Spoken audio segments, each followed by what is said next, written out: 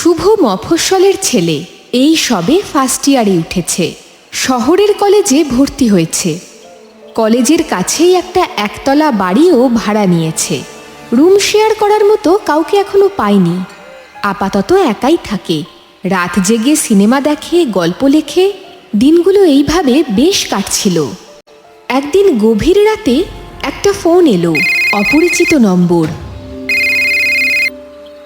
শুভ, আমি বিপদে আছি, ফোনটা রেখো না। একটা নারী কণ্ঠ, আতঙ্কিত। কে বলছেন? ওরা ওরা আমাকে মেরে ফেলবে। লাইন কেটে গেল। পরদিন সকালে শুভ পুলিশের কাছে গিয়ে নম্বরটি দেখালো।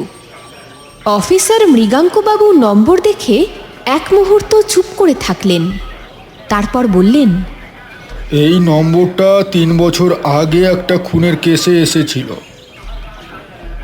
একজন মেয়ে, রিমি, খুন হওয়ার আগে এই নম্বর থেকে শেষ কল করেছিল। শুভ শিউরে উঠল।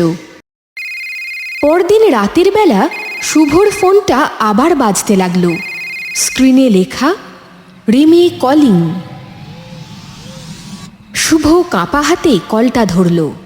শুভ, ওরা ফিরে এসেছে। শুভ, তুমি পালাও। একটা ঠান্ডা বাতাস ঘরের মধ্যে বইতে লাগলো। জানালার পর্দা নড়ে উঠল। শুভ আতঙ্কে দরজা খুলে দৌড় দিল, কিন্তু দরজার বাইরে একটা ছায়া মূর্তি দাঁড়িয়ে।